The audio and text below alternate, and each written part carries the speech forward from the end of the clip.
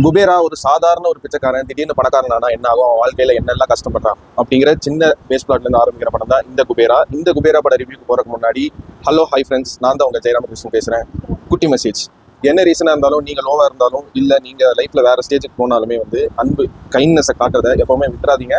No matter what, whenever, wherever, whoever you R.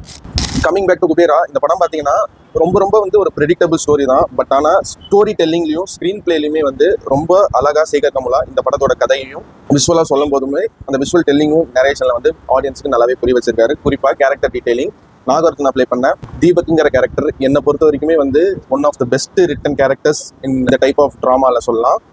என்னோட favourite கேரக்டருமே வந்து இந்த படத்தில் பார்த்தீங்கன்னா தீபக் கேரக்டர் தான். அவரோட அந்த கிரே ஷேட், ஒரு சாதாரணமான மனுஷன் எப்படி ஒரு வில்லன் மூலியமா பாதிக்கப்படுறான் அப்படிங்கிற ஒரு கேரக்டர் டீடைலிங் ரொம்பவே தீபக்ங்கிற கேரக்டர்லையும் சரி, மற்ற எல்லா தனுஷ் நடித்த தேவா கேரக்டராக இருக்கட்டும், ரஷ்மிகா நடித்த கேரக்டராக இருக்கட்டும், சின்ன சஸ்பென்ஸ் கேரக்டர் வந்து எனக்கு வந்து ஆடியோ லான்ச் ட்ரைலர் பார்க்காதங்காட்டி எனக்கு இருந்துச்சு. ஸோ அதெல்லாம் வந்து நான் ரிவீல் பண்ணாமல் இருக்கேன். இப்போதைக்கு கேரக்டர்ஸை பொறுத்த வரைக்குமே வந்து நீங்கள் எல்லாருமே என்னோட ஆக்டிங் பர்ஃபார்மன்ஸை பற்றி சொல்ல தேவையில்லை. இந்த படத்தில் எப்படி ஒர்க் அவுட் ஆயிருக்குன்னு கேட்டிங்கன்னா, கரெக்டாக ஒவ்வொரு கேரக்டருக்குமே அந்தந்த ஆர்க் எங்கே ஆரம்பிக்குதோ அது கரெக்டாக ஒரு கம்ப்ளீட் ஆர்க் வந்து ஒவ்வொரு கேரக்டருமே இந்த படம் பார்த்து முடிக்கும்போது சூப்பராக அந்த டீடைலிங் இந்த படத்தில் டைரக்டர் சேகர் கமலா வந்து பண்ணியிருக்காரு.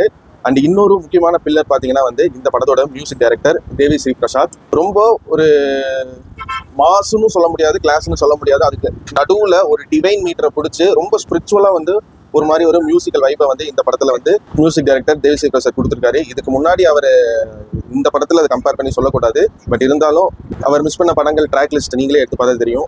முழுக்க 100% ஒர்க்கை வந்து இந்த படத்துக்கு மியூசிக் மூலிமா ரொம்பவே எலிவேஷனுக்கு ஹெல்ப்ஃபுல்லாக தேவி ஸ்ரீ பிரசாத் இந்த குபேரா படத்துக்கு மியூசிக் போட்டு கொடுத்துருக்காரு. சினிமோட்டோகிராஃபி ஒரு சில ஃப்ரேம்ஸ் வந்து பார்க்கும்போது ரொம்பவே ஆர்டிஸ்டிக்காக இந்த ட்ராமாவை வந்து அழகாக ஒரு சீனை வந்து பாஸ் பண்ணி பார்த்தீங்கன்னா புரியிற அளவுக்கு அந்த அளவுக்கு விஷுவல் டெல்லிங் ஸ்டோரி போர்ட்ல இருந்து வச்சங்காட்டி தான் நம்மளுக்கு வந்து படமா பார்க்கும்போது அது விஷுவலாக நல்லா தெரிஞ்சிருக்கு.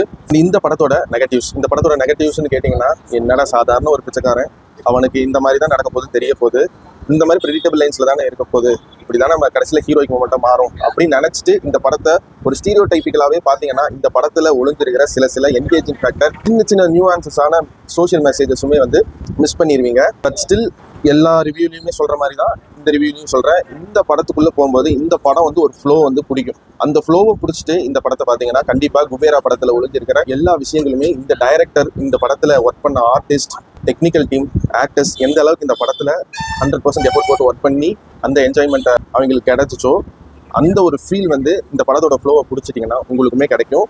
அந்த ஃப்ளோவை வந்து நீங்கள் பிடிக்க முடியாதுன்னு கேட்டிங்கன்னா it's depends upon one's point of view. So அதனால் ஜென்ரலாக வந்து ஒரு நெகட்டிவ்னு பார்த்தா இதை தான் சொல்ல முடியும். அண்ட் லாஜிக் படி யோசிச்சிங்கன்னா அங்கங்கே ஒரு லூப் ஹோல்ஸ் வந்து இருக்கத்தான் செய்யும். பட் ஸ்டில் இந்த கதைக்குள்ளே போயிட்டீங்கன்னா இந்த படம் என்டர்டெயின் பண்ணுற விஷயமே வேறு. ரொம்பவே சில இடங்களில் பேசக்கூடிய கான்ட்ரவர்ஷியல் டாபிக்ஸை வந்து எடுத்து ஸ்டோரி டெல்லிங்கில் நல்லாவே நரேட் பண்ணி கொடுத்துருக்காங்க இந்த படத்தில். ஃபைனல் டச்சாக வந்து இந்த படத்தை காப்பாற்றி கொடுத்தது பார்த்தீங்கன்னா இது வந்து எல்லா தனுஷ் படத்துக்கும் சொல்கிற ஒரு ஸ்டீரியோ டெக்னிக்கல் கிளீச்சேவான ஒரு பாயிண்டாக தான் இருக்கும். பட் ஸ்டில் ஒன் மேன் ஷோல்டரா வந்து இந்த படத்தை தாங்கி பிடிச்சிருக்காரு. படத்துக்கு படம் வெரைட்டியான ஆக்டிங்கும், நீங்கள் பார்க்கறது இந்த தேவாங்கிற கேரக்டர் தான், தனுஷ் கிடையாது அப்படின்னு வந்து சிம்பிளாக இருக்கிற சின்ன விஷயம் கூட படத்தில் அந்த ஸ்டோரியாக அந்த படத்தில் பார்க்கும்போது நமக்கு அந்த ஒரு பூஸ்ட் மூமெண்ட்ஸ் அவரோட ஆக்டிங் மூலியமாக வந்து கிடைக்குது.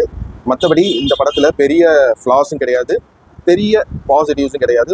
எந்த ஒரு எக்ஸ்பெக்டேஷனும் இல்லாமல் ஃபேமிலியோட பார்த்துட்டு 3 மணி நேரம் டியூரேஷன் இருந்தாலுமே அந்த 3 மணி நேரமும் என்டர்டெய்னிங்காக தேட்டர்லேருந்து முடிச்சுட்டு வர படம் தான் இந்த குபேரா படம்.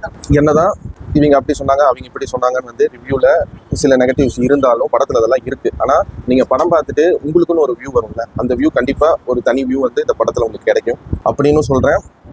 இந்த 3 மணி நேரம் லேகு, சரியாக படத்தை முடிக்கல, இப்படிங்கிற நெகட்டிவ்ஸ் கண்டிப்பாக வரும்னு நினைக்கிறேன். பட் ஆனால் இதுக்கு மேலே வந்து இந்த படத்தை வந்து பெட்டராக பண்ணியிருக்க முடியும். பட் எடுத்து கொடுத்துட்டாங்க.